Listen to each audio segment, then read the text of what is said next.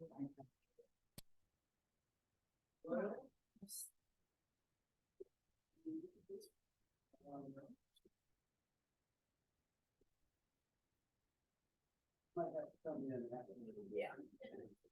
Okay, yeah. Good, right?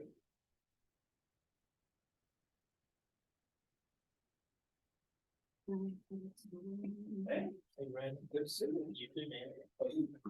How you been? Hang in there, hang in there. If I was doing any better, Derek would be opening up an investigation. Yeah, we can. Don't jinx yourself.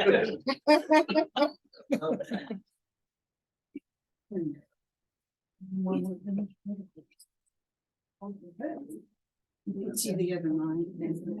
Yes, yes. Glad you're here. Look forward to the presentation. I think we got it all set up, right? We're good to go on the media. Yes, if you're ready, we'll go ahead and. Yeah, we can't start until 3 o'clock. Okay. I was Yeah. invitation. Look at our. I'm just going to see.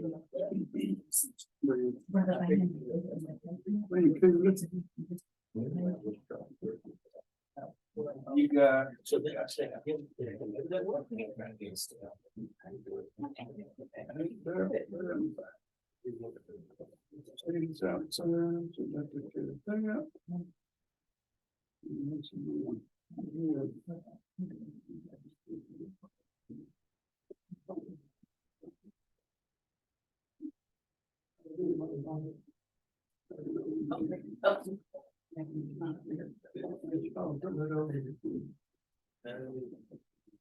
I'd rather hear what y'all was saying.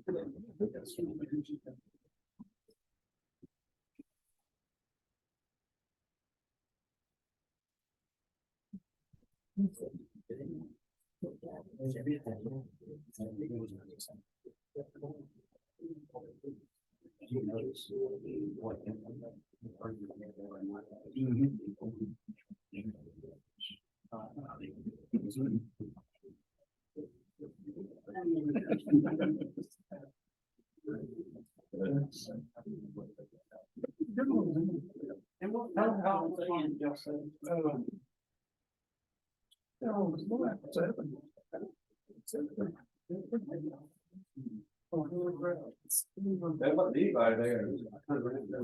Yeah, they started coming from the front of the house.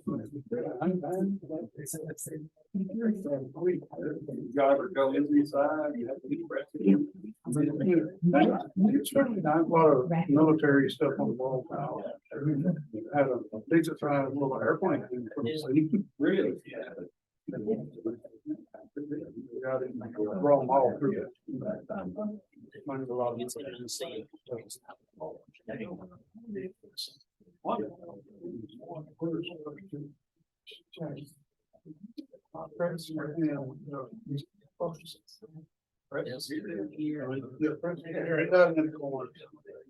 President Barkley. They're the company. It's 10 o'clock, so we're gonna go ahead and call this meeting to order. Welcome everybody to our cramped headquarters. Not meeting in our usual commission chambers because the windows are missing. And I don't want to crawl out of a window, and also there's no sound barrier between the outside and the inside. Nor is there a smell barrier, so when I drive by with these lights off, y'all be subject to that. Anyway, so we're gonna meet up here, this meeting, maybe one or two more, we'll see, hopefully not, but definitely one more, maybe two. Anyway, welcome everybody to the meeting today. We do have a quorum, as all commissioners are present. Our pledge of allegiance will be led by Commissioner Curtis Harvey, and before that, our invocation will be led by Pastor Van Cool. So if we will all stand. Y'all join me in prayer. Father, I thank you first of all, God, we praise you first of all for who you are. Just loving and kind and gracious and merciful. We thank you for that. I thank you that, God, you woke each of us up this morning to a beautiful day filled with opportunity, God, to just make much of you. And I pray that's our mindset and that's our attitude. I lift up this commission to you, God, these commissioners, God, these Brandon is the chairman. I just pray you give him wisdom and direction as he leads. I thank you for Commissioner Adams and Commissioner Harry, Commissioner Harvey, Commissioner Ivy, God, these gentlemen that are willing to serve in this capacity. God, because you've blessed us to live where we do and in the United States of America, but even better than that, in South Alabama and Houston County. And I thank you for the communities that it represents and these men represent. So I pray as they lead, they're seeking your direction, your wisdom, God, as they make decisions for the people that they serve, their constituents. Thank you most of all, God, that you love us and that you walk through each day with us. In Christ's name I pray. Amen. Pledge allegiance to the flag of the United States of America and to the republic and one nation under God, indivisible, with liberty and justice for all. All right. Thank you, gentlemen, for getting the meeting started off correctly. Minutes were sent out. I'll entertain a motion to approve the minutes. Second. Motion by Commissioner Harvey, second by Commissioner Ivy. All in favor, say aye. Any opposed, say nay. All right, minutes are approved. Announcements and comments from the chairman and commission. I really don't have any announcements. But I will say that a few of us went to the Commanding General picnic on Saturday. And it was a really, really well-ran event. Got to meet with the Commanding General, got to meet with some other commissioners and elected officials from Dale County and Coffee County. I met with some of our soldiers and airmen, so very, very well put together event, and certainly honored to receive the invitation. Hopefully they'll do that again next week. Any announcements from the commission? Okay. All right, we're gonna move on to award and presentations. So the first item is a presentation for the history of Columbia, Alabama. Karen Mann is with us today. Thank you for coming. And I know I went out there and got a tour of the museum not a couple of weeks ago. And I think Karen's going to talk more about the history of Columbia, Alabama. So welcome to the commission meeting, and the floor is yours, 5 minutes. Okay. All right, so this is fast. I thank you for allowing us to be here. Real quick, I wanted to introduce Eugene Armstrong. He's the Columbia Historian and President. The secretary is Peggy Smith, who is here. And David Hunter is our historian, and he is also the editor of the Old Columbia Chronicle, which comes out monthly. We do have 2 council members here from Columbia, and that is Freddie Gaynor and Spencer Hayes. We also in our community have someone that is very vital to our society, and that is Elliot Whitten. He is a geologist, 40 plus years, and it has been very helpful in the history. We do have other Columbia historical members here. If you'll just raise your hand so they will know who you are, and we're just glad that you all came. The documentary came about. I am the Historical Society Education Specialist. I became involved with the Historical Society around 2016 through Elliot Whitten. He came and brought his rocks to my classroom.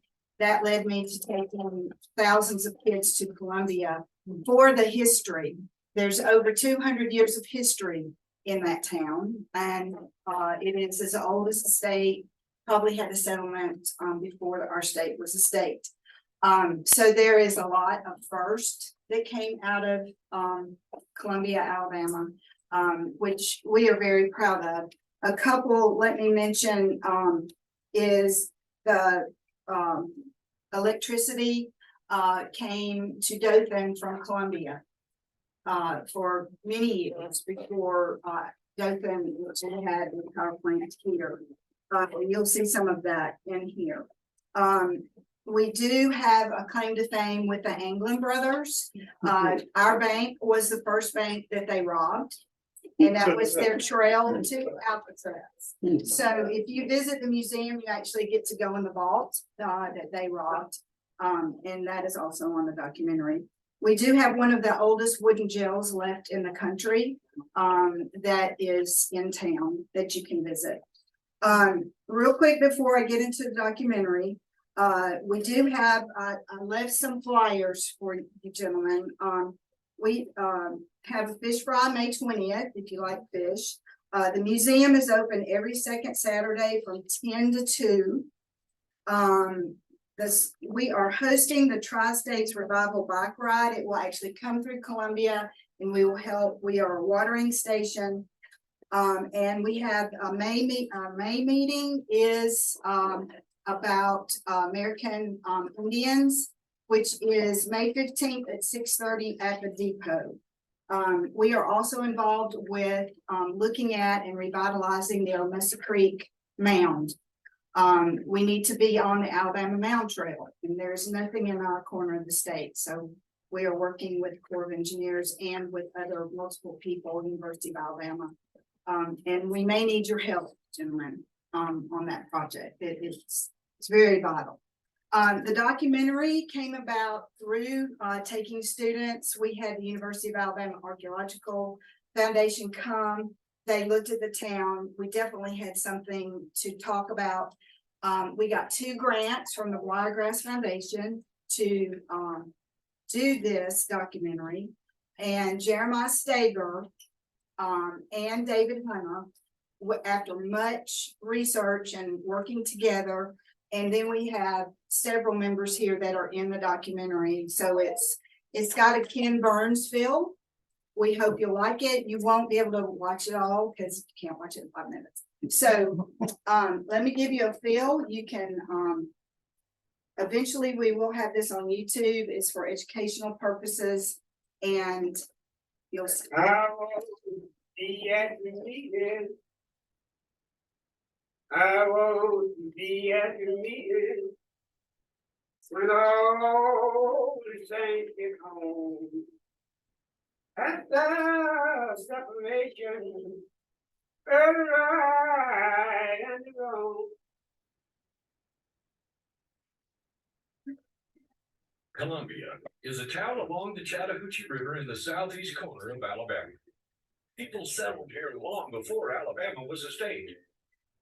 It's been an important center of trade and a place of innovation. There is a rich history here worth enjoying. We can learn about past generations and their contributions to the people of today. This past can help inspire the present to move forward into a bright future. The Columbia area was settled by Native Americans thousands of years ago. Between 800 and 500 years ago, a group from the Gulf Coast to the south traveled up the Chattahoochee River, possibly in dugout canoes, to the mouth of the Omessa Creek. Here, they built a village and I'm going to fast forward it. stayed for 11 years. In 1918, the same year construction began on Wilson Dam along the Tennessee River in North Alabama. Columbia Power Company finished 2 hydroelectric dams on Omessa Creek. The Bates and Blewett dams began generating electricity to both Columbia and the surrounding region. Blewett Dam was remote controlled from Bates Dam further upriver, which was a unique feat of ingenuity and engineering. The Bates plant was run by Mr. William W. Peterson, despite the loss of his hands in a railroad accident. Alabama Power Company recognized the importance of this company and acquired it in 1925. Columbia became the birthplace of the Southeast Division of Alabama Power. Unfortunately, in the spring of 1928, 18 inches of rain fell, flooded the region, and severely damaged the hydroelectric power plants and Move forward. the region. It contained 2 cells lined with iron bars and iron spikes driven into the interior walls to deter escapes. Renovation efforts to restore the building began with the 1976 bicentennial celebration, and the jail is still standing. To the northwest, on the corner of Washington and North, was Pace's blacksmith shop. And what this does, this is an old map. Ice and cold storage company. This complex provided ice and stored meat for the town. Now, only a small number of foundation stones remain.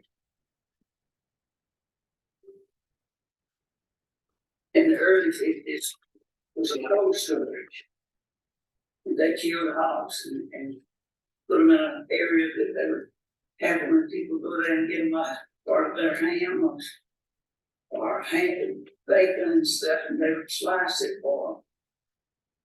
Further east, the downtown area began with a livery stable and So this goes through the town, and Miss the Addie, mercantile. Miss Addie is here. In the 30s, there was a horse-drawn hearse and a four-wheel carriage in the back of the building and dry goods in the front. That was a staple, and when the people came here, the black people, we came here, that's my daddy, and all of them will go in there, and that's what they taught of me tonight. The mercantile. So we move forward and we tell about all the different buildings. Mr. Odom's here, he's right there. This you might find interesting. It's This from 1839. this is about the old One of cemetery. the burials is of Charles Summerford, who was killed by a lightning strike in 1892. According to legend, a tree once grew next to his grave, but lightning struck the tree and shattered Mr. Summerford's headstone. A replacement headstone was also struck and shattered, so city officials neglected to place another for fear that it would be struck also. Just east of the cemetery, And there's the high school, the old school. This is, Old Manufacturers Bank, but was referred to as the Old Hotel for many years. This was possibly in reference to the second-story rooms rented out to doctors and lawyers for their offices. Captain Davis was a Confederate officer during the Civil War and became a prominent, well-spoken-of citizen of Columbia till his death in 1911. he is also the ancestor of Davis Malone that you may know. That is his ancestor. We had a cucumber plant. This is the First Baptist Church. This, they tell a story. We actually had a theater. There was a theater there. She said, come back here. See you. Come back to be my diamond. To go in there. She goes to the dime, that's when I first started. My diamond went up to a quarter. So it tells about the town, and here's the angling. I thought you might want to see this. Among many other items, shoes and overalls were sold, as well as hoop cheese cut to order. Next to the Swanee store was the Bank of Columbia.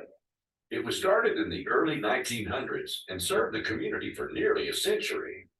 The most publicized thing to happen in Columbia occurred the morning of January 17th, 1958, when the Anglin brothers robbed the bank at gunpoint.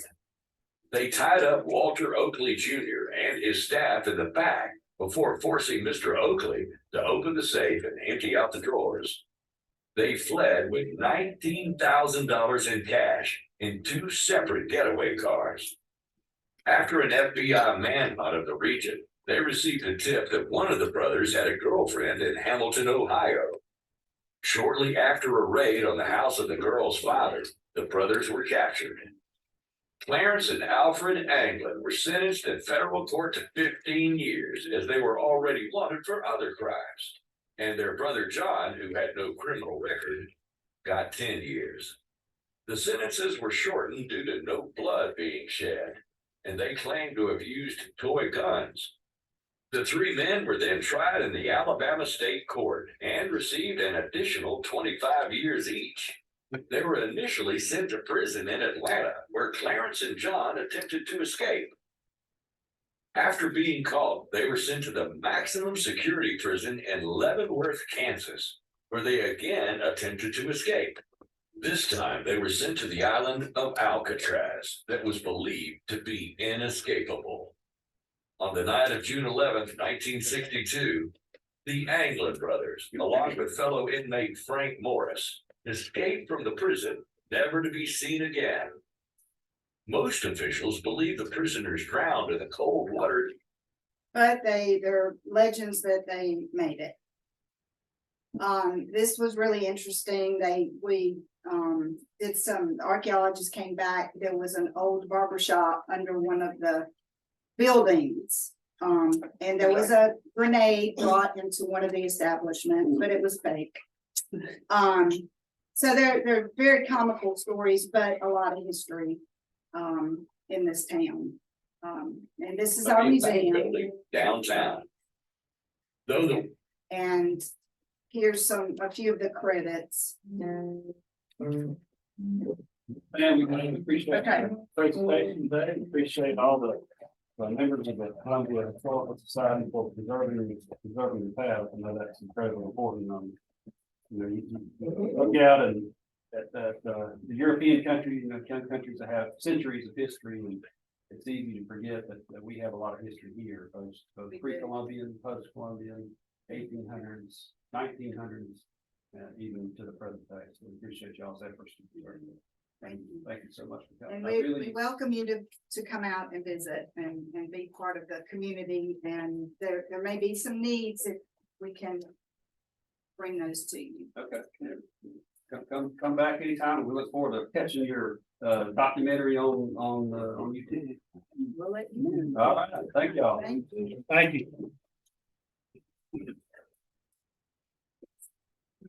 Yeah, we stand up, get out of the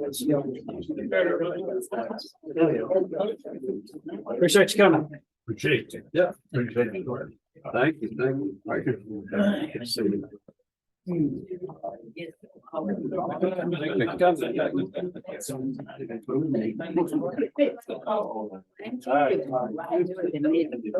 to see you. Good to see you too. Yeah, nice to meet you. How are you? Yes, we.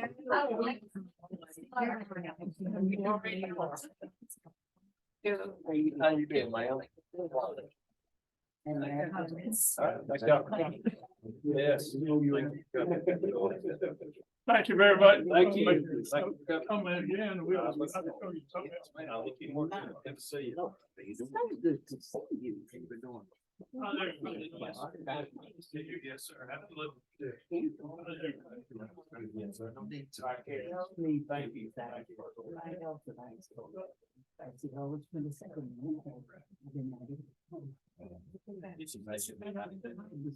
There should be 92. Yes. I don't know how good. 92 years old. You still get around like that? I don't know if I'll do that.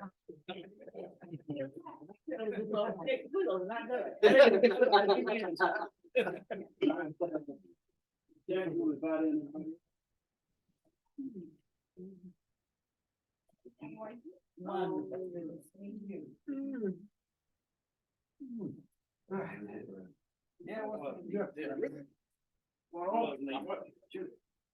all right, we have a presentation, item number 2 on the morning presentation. It's a proclamation for crime victims' rights week. Miss Katie Lewis here. Commissioner hearing to read that proclamation. Come on, Miss Katie.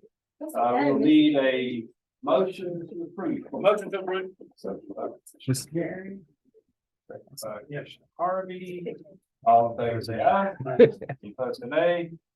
Motion carries. Commissioner Harvey. Commissioner Harry. All right, so I'm gonna read this proclamation in reference to Crime Victims' Rights Week. Whereas the preservation of peace in our communities and protection from violence for all citizens of Houston County are fundamental priorities of government. And whereas every year thousands of citizens still experience emotional, physical, psychological, and financial harm as a result of criminal activity.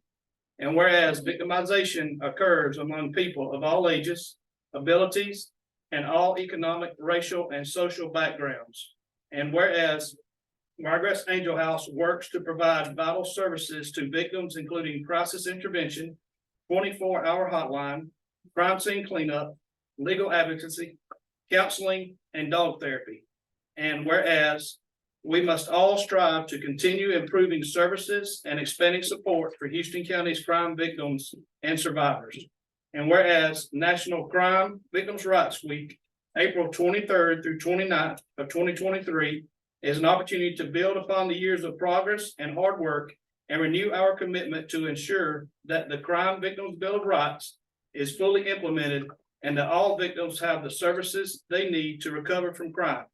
And whereas Wiregrass Angel House criminal justice officials and concerned citizens throughout Houston County are joining forces to raise awareness of victims' rights and observe National Crime Victims' Rights Week. Now therefore, I, Brandon Shue, Chairman of the Houston County Commission, and on behalf of the Houston County Commission, do hereby recognize April 23rd through 29th, 2023 as Crime Victims' Rights Week in Houston County and call this observance to the attention of all our citizens. Thank you, Miss Katie. We appreciate what y'all do with the Angel House. Thanks, bud. Yes, ma'am. Appreciate it. Comments? Sure. There's a Sure. little bit, yeah. So this week is all about, our theme is all about elevating survivor voices and just getting everybody's stories out there. And so we really appreciate y'all doing this proclamation for us. And also, we're doing a dine and donate all week. Today is Dante's. So if you have time, go by Dante's today and grab you a pizza. The mushroom pepperoni is fabulous. Tomorrow is De Filippo's in Ozark, and then Thursday is Hot's Deli, and we'll actually be there waiting tables for tips. So if y'all have time, come out and see us and just help us spread a little more awareness. We appreciate y'all. Thank you. Thank you.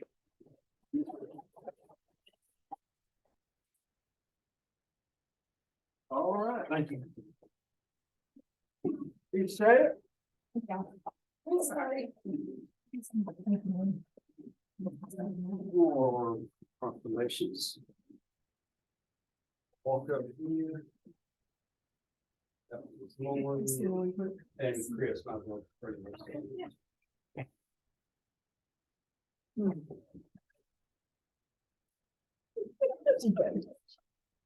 All right, next item on the agenda is a proclamation for Small Business Week. Need a motion to approve. Second by Commissioner Perry, second by Commissioner Ivy. All in favor, say aye. Motion carries. All right. Lori, thank you for coming. Thank you for having me. Yes. Always appreciate y'all doing this. So we have a proclamation. Let me read it. It says, whereas the small business owners in Houston County, along with the small business owners throughout the area, actively perpetuate the open competitive marketplace so vital to our free enterprise system. And whereas small businesses are close to the American consumer, providing much of the goods and the majority of the services needed in our daily lives. And whereas small business creates 2/3 of all new jobs for workers, and whereas local business owners are recognized as leaders in the social and economic development of Houston County. And whereas small businesses are the source of many innovations and new products and merchandising, now therefore I, Brandon Shue, Chairman of the Houston County Commission, do hereby proclaim May 8th through May 12th, 2023 as Small Business Week in Houston County and call upon the Dothan Area Chamber of Commerce, industrial and commercial organizations, civic organizations, county officials, and other public and private organizations to participate in the week's activities, thereby assisting the local small business community. So I'll present that to you. Thank you. Thank you so much for what you do for the area businesses, and I will welcome any comment.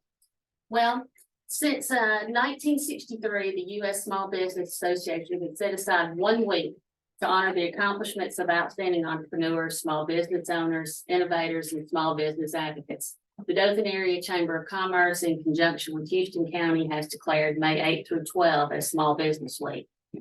The Dothan Area Chamber recognizes that it's the efforts of small businesses that have contributed to the economic success of our area. Whether it's a local brewery, a small boutique shop, or a lifetime family member business, Small Business Week is created to celebrate the drive and ambition of entrepreneurs. Small Business Week shines a spotlight on businesses, helping local consumers understand why supporting a small business is one of the best things they can do for their community. When small businesses thrive, jobs are created and the economy flourishes for everyone's benefit. We have a large group of events that will happen May 8th through 12. We encourage you to attend those. We will have our luncheon on the night, and we'll have a women's event on Thursday night. And then we're going to kick it off Monday with 100 of our oldest members, 100 of our newest members, and all the others that want to join us for ribbon cutting, along with our 4 finalists for Small Business Person of the Year award. So, we appreciate all that you do for our community and chamber and for including us in this. Very exciting. Thank you so much.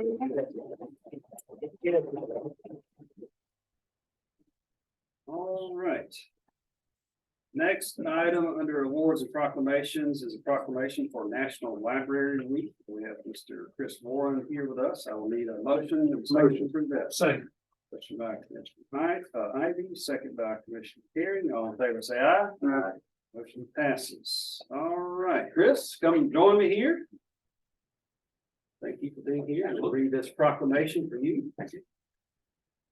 Proclamation reads, whereas libraries today help make our communities great places to live, work, learn, and play.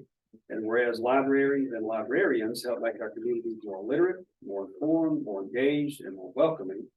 And whereas libraries of all types contribute to economic development and quality of life in measurable and meaningful ways. And whereas the Dothan-Houston County Library System serves the approximately 107,000 residents of Houston County through 3 facilities, a bookmobile, an extensive suite of digital resources. And whereas last year, residents of Dothan and Houston County visited our libraries a total of 283,341 times, borrowed 186,314 books, audiobooks, ebooks, DVDs, and other items, and attended 566 programs for children, teens, and adults. And whereas the Dothan Houston County Library System provides access to a wide variety of resources and services for books and ebooks, passport applications, and leaf blowers. And whereas it is important to celebrate the great work of our libraries, including their employees, volunteers, and trustees. Now, therefore, be it resolved that I, Brandon Shoup, Chairman of the Houston County Commission, proclaim National Library Week, April 23rd through April 29th, 2023. During this week, I encourage all residents of Houston County to visit their local library and check out all the incredible and awesome things that their library does. And incredible and awesome are two appropriate words to describe the library and you. You do a great job. Appreciate comments for you about this. Thank you. First, let me say thank you to the entire commission. We really appreciate your support. Just as Chairman Shoup read throughout the proclamation, we do a lot, and we do a lot throughout the year in really creative and really innovative and really impactful ways. I'll say that National Library Week is obviously one of my favorite times of year, but this day in particular is National Library Workers Day. And so this is a day where in particular, we celebrate all the people who work in our libraries, our frontline employees who make our programs, our collections, all of our resources possible. Obviously, we're about books, we're about technology, we're about information, but at our heart, we're a people business. And without the people who make those things possible, there's simply a lot of things that we would not be able to do. I'll also say that for National Library Week, we've launched a community awareness campaign built around the phrase "My Library Does." So you'll see some of our staff wearing some shirts that say "My Library Does" with a blank. And we filled in that blank with a lot of the really creative and innovative things that we do. So my library does ebooks, my library does passports, and yes, my library does do leaf blowers. We have a library of things with a number of tools and pieces of equipment and things like that you might not want to buy, but that you can in fact borrow from your local library. And all these things are possible because we have really great leadership with our library board as well as here at our county commission. I want to thank all of you for that. One last thing, our summer reading program kicks off on May 22nd. I'll send all of y'all an invitation soon, but we do make a point to invite all of our elected officials to that event, our city commission, our county commission, and also our county and our city school board, because we want you all to see all the great things that you make possible. Thank you all for that. We really appreciate it. All right. Thanks for coming.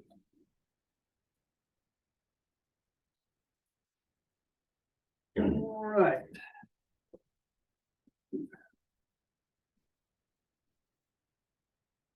Okay. Moving right along to the consent agenda. It's okay, y'all, I'm not gonna read all 5 items, and they all involve paying roads with money that's not necessarily ours, at least most of it. So I will entertain a motion for the consent agenda. Second, we have a motion. Harvey, second by Commissioner Ivy. Any questions or discussion about this item? All in favor say aye. Aye. Any opposed say nay. Consent agenda is passed. Moving on to the regular agenda, we have, an item, a request to enter, a request from Wicksburg Youth Athletic Association for in-kind services for their recreation park. Motion. Second. A motion by Commissioner Ivy and a second by Commissioner Adams. Any further questions or discussion? All in favor say aye. Any opposed say nay. Motion passes. Item number 2 is a request to increase water lab testing fee from $15 to $20. Motion by Commissioner Harvey, second by Commissioner Hare. Any questions or discussion? All in favor say aye. Any opposed say nay. Motion passes. Item number 3 is a request to adopt resolution approving the issuance of tax exempt revenue obligation by the Cooperative District of Southeast Alabama and accompanying approval by a chairman related to refinance of district's bond related to ACOM facilities. Motion to approve. Motion by Commissioner Hare, second by Commissioner Ellis Harvey. I know, good to be able to work with the hospital authority on this, look forward to them doing this. So, any questions or discussion? All in favor say aye. Any opposed say nay. Motion passes. Item number 5. Yes, item number 4. Is a request to approve budget amendment for youth services facilities due to increase in cost of services provided. Motion to approve. Second. Thank you. By Commissioner Herring, second by Commissioner Harvey. Any other questions or discussion? All in favor say aye. Any opposed say nay. Motion passes. Item number 5 is a request to approve budget amendment for pistol permit grant reimbursement fund. Motion. By Commissioner Ivy. Second. Second by Commissioner Adams. Any questions or discussion? All in favor say aye. Any opposed say nay. Motion passes. Item number 6 is a request to approve, item number 6 is a request to approve budget amendment for contract services. So this at the admin meeting with a motion by Commissioner Adams, second by Commissioner Hare. Any other questions or discussion? All in favor say aye. Any opposed say nay. Motion passes. Item number 7 is a request to approve budget amendment for revenues from municipalities. Motion. Second by Commissioner Ivy, second by Commissioner Harvey. Questions or discussion? All in favor say aye. Opposed say nay. Motion passes. Item number 8 is a request to approve budget amendment for materials and supplies. Second. By Commissioner Harvey, second by Commissioner Herring. All in favor say aye. Any opposed say nay. Motion passes. Item number 9 is a request to award bid for crushed limestone to the lowest bidder meeting specs, which is Johnson Trucking. Motion by Commissioner Ivy. Thank you. Second by Commissioner Adams. Questions or discussion? All in favor say aye. Any opposed say nay. Motion passes. Item number 10 is a request to sell the following item on GovDeals, 1 lot of sorted metal tin. Motion to approve. Hearing, second by Commissioner Adams. All in favor say aye. Any opposed say nay. Motion passes. Staff reports, Mr. Chief Administrative Officer. No reports today. Mr. County Engineer. We have Full Clove Road, Long Road, Moffett, then Jarvis and West Cook. Thank you. Mr. County Attorney. No report, Mr. Chairman. Okay, thank you, Ms. Jackie. The next meeting will be Monday, May 8th. We will have, like today, the admin meeting at 9 a.m., this meeting at 10 a.m. Most likely it will be in this room again unless they get done with the construction much quicker than anticipated. All right, at this time, we will, there's a request to convene into executive session. And I will say this before we vote on this. Executive session is not something that necessarily like to do. We've been doing a lot of that lately. Unfortunately, the law provides us, well, fortunately, the law provides us the ability to do this. County has several real estate deals that we are in the middle of or are contemplating, both on the buying end of selling end. So there's a request to convene into executive session to discuss real estate matters. I need a motion. Convene into executive. Motion to approve. Second. Motion by Commissioner Herring, a second by Commissioner Adams. Any questions or discussion? All in favor, say aye. Any opposed, say nay. Motion passes unanimously. It is 10:37, so say we will reconvene this meeting on or after 11 a.m. There will be, unless y'all surprised, no more business for us to conduct.